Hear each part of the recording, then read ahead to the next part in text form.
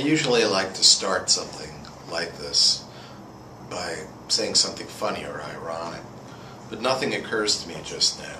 The mercury that has been removed from our environment through the appropriate action of the physicians mobilized to remove the elemental mercury.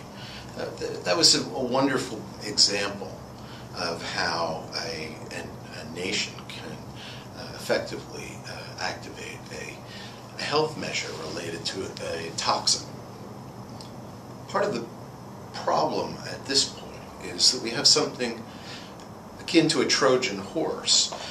All of the compact fluorescent lights that are currently being advocated, pushed, major portion of the energy policy is related to bringing CFLs, compact fluorescent lamps, in, and they bring mercury, vaporized mercury, organic compounds of mercury, the ones that are much more toxic than the elemental mercury.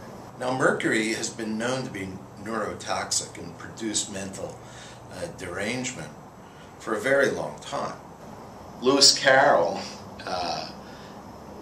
burned this into the memories of many with the Mad Hatter at the Tea Party. Now, the reason that hatters went mad, and more recently a group of chemists at Dartmouth had a severe neurologic problem related to mercury. All of that is pretty well known to medical science. My question to medical science and to the American Academy of Pediatrics, which worked so well earlier, is why are we ignoring the threat of mercury entering our society, into our children's bedrooms in vaporized form? I don't understand that. And again, I call for a review of the policy that brings compact fluorescent lights into our country. The other issue that really needs to be addressed is the manufacture of this mercury lamp, we shall call it, in China. In the production of these lamps for our market, mercury is released into the environment. This mercury is coming at us in three basic ways. One is in the form of toxic rain. Another is through, therefore, into our water system. The other is through the food supply, and that's the most insidious because the movement of salmon and whales, which allow us to track these kinds of toxins,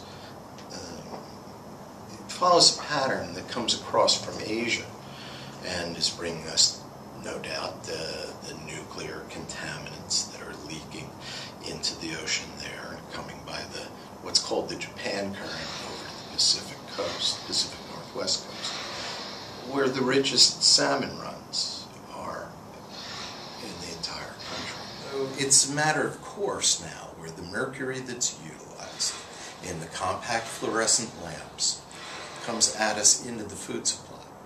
So I ask you, what is a safe number of milligrams of mercury to consume?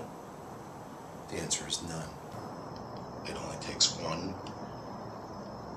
exposure to mercury by a neurotoxic agent, through a neurotoxic agent, to cause irreparable damage.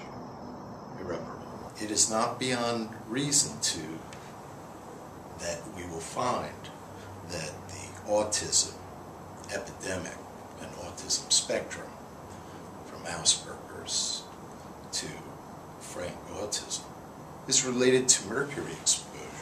We need to look for the dietary patterns. How many cans of tuna fish have we consumed? And is that the reason that our embryos were poisoned? Look into this compact fluorescent light, and I suggest that you abandon their use and treat them as mercury that is going into the dump. And also to bring in LEDs, which have virtually none of these problems. There's no price point that can't be reached as production volume increases. So give LEDs a chance, and let's get the mercury.